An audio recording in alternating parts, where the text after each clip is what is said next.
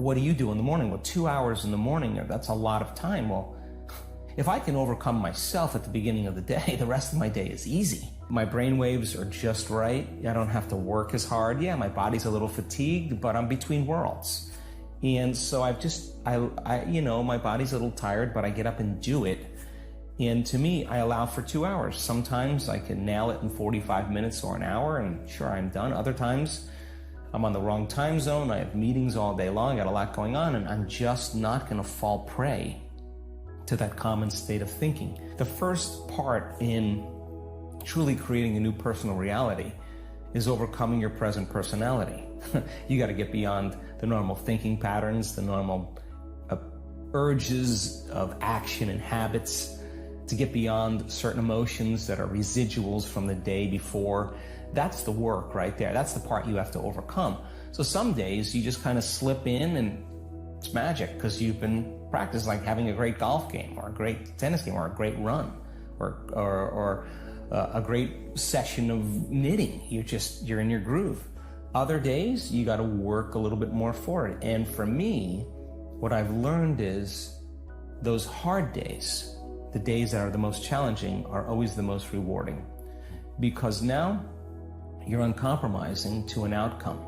And if it takes you an hour to get beyond yourself, to find the present moment, because that's the only place where the unknown exists, the familiar emotions and hardwired patterns of the past are the known, the predictable future in trying to forecast the feeling of every event in our life, what people do unconsciously, is also the known. There's only one place where the unknown exists, and that's the present moment. I've just done it enough times, and there are plenty of people in our work that have done it enough times to know when you're there and when you're not. Okay. And when you're not, it's very obvious because you've been there enough times. So you're separating your old story from yourself, and you're separating your focus on the future, and you're being present. It's just like hitting a tennis ball in a sweet spot.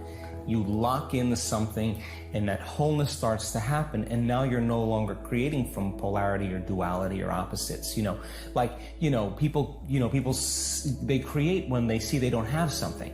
Whether, hey, nice suit, I want one of those, right? And the moment I see that you have a nice suit and I start thinking, I want one of those, my brain naturally starts putting me in the equation. Next thing you know, I'm wearing your suit. Well, that's because we're wired to do that. So then we have this natural ability to create. The problem is after you imagine that, you open your eyes and you don't have it, people experience more lack. Well, we're not that good yet. So then the act of practicing enough times and beginning to create the state in which you're so connected to the energy of your future. Now think about this. You're so connected to the energy of your future, you're no longer looking for it or waiting for it. You feel like it's already happened. The moment you get upset in traffic, the moment you start judging a coworker, you just disconnected from the energy of your future, and now you're back to the energy of your past. Now, if you tell me it was that person that did it to you, I'd say to you, oh, you're back to the unconscious program of being a victim again. So then the person then goes, oh, when did I fall from, that state? When did I lose it? Oh, it happened at 3 o'clock today. The next time that happens, what can I do differently? Now the person's moving through their challenges in their life with coherence, with rhythm. They're starting to begin to make strides, and that they're no longer knee-jerking to the people in their life that they've used emotionally to reaffirm their identity. Now, this is the work, because you look around to see if anybody's doing it, and you don't see anybody else doing it. It's kind of this kind of lonely moment where you're realizing that I'm the only one doing this. That's that kind of moment that you realize that nobody understands you but you, right? And you can't even ask your friends for their opinion because they're going to give you their opinion based on their own experiences. And it's that kind of moment where you have to draw in all your resources and begin to make up your mind. And I've interviewed hundreds and hundreds of people that have healed themselves from all kinds of health conditions. And one of the most important elements that I see over and over again is when the person said, I just got to this point in my life where I made up my mind.